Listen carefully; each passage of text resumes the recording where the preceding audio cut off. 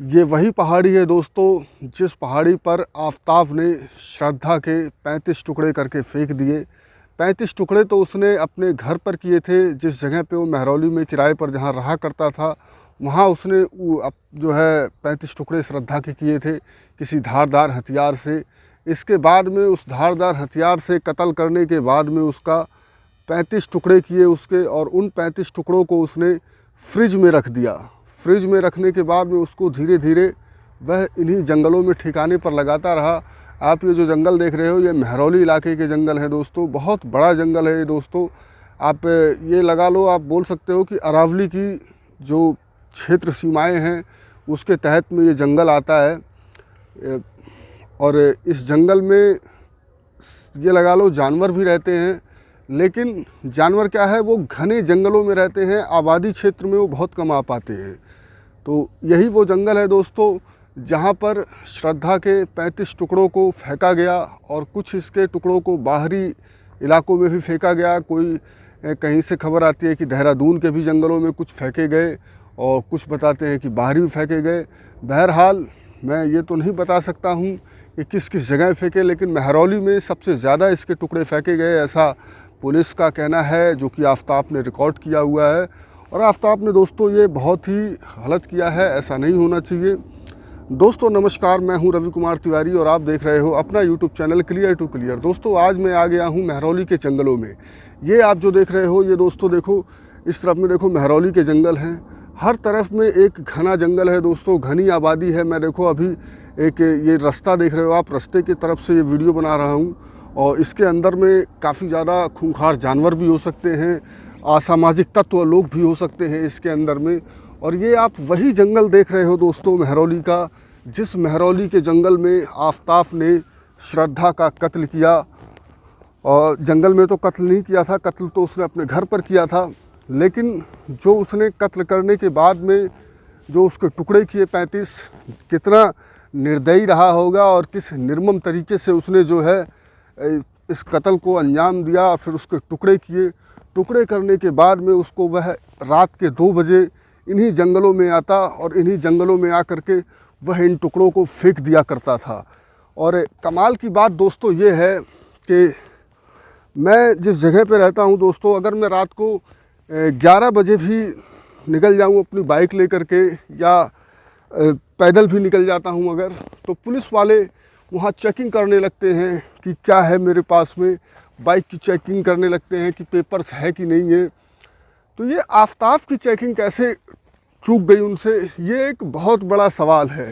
खैर जो भी हो, अब तो जो होना था वो हो गया, लेकिन दोस्तों आफताब को ऐसी सज़ा मिलनी चाहिए जो कि इस देश के लिए एक मिसाल बन जाए, इस देश के लिए नहीं इस दुनिया के लिए एक मिसाल बन जाए। आफताब की सज़ा, ऐसी आफताब की सज़ा होनी चाहिए। तो आफताब की दोस्तों ऐसी सज़ा होनी चाहिए कि जो एक मिसाल बन जाए। जिस तरीके से आफताब ने श्रद्धा के 35 टुकड़ों को काट करके श्रद्धा के 35 टुकड़े कर इन जंगलों में ला करके फेंक दिया दोस्तों, उसी तरीके से मैं तो ये कहूँगा, हालांकि ये कानून के विरुद्ध होगा, लेकिन उसने जो किया वो भी कोई कानून के सपोर्ट में नहीं है। तो कानून एक ऐसा होना चाहिए कि जो व्यक्ति के मन में डर पैदा करे, डर पैदा करे, और उस डर की वजह से वो कोई जघन्य अपराध या किसी भी तरीके का अपराध ना कर पाए। ऐसी सख्त कानून होना चाहिए। जैसे कि एक छोटी सी बात मैं इसमें बोलना चाहता हूँ कि आफताब ने श्रद्धा के 35 टुकड़े किए, तो सरकार को कुछ ऐसा कानून बनाना चाहिए कि आफताब के 70 टुकड़े किए जाएं और आम जनता के सामने किए जाएं। एक सज़ा देने का चौक बना दिया जाए कि ये सज़ा का चौक है, और उसके 70 टुकड़े करे जाएं, और उसी निर्मम तरीके से करे जाए ताकि उसको जो है पता चल सके, ये वो जान सके कि हाँ कत्ल की क्या जो है सज़ा होनी चाहिए, और आगे कोई भविष्य में कभी ऐसा कत्ल ना करने की कोशिश करे। ये ऐसा होना चाहिए। और इसमें कोई भी धर्म या कोई भी ये सोचो कि धर्म की आप देखो कि धर्म वह मुसलमान है या हिंदू है या कोई, मैं कह रहा हूँ दोस्तों कोई भी धर्म हो आपका, आप ये मत सोचो कि ये धर्म है।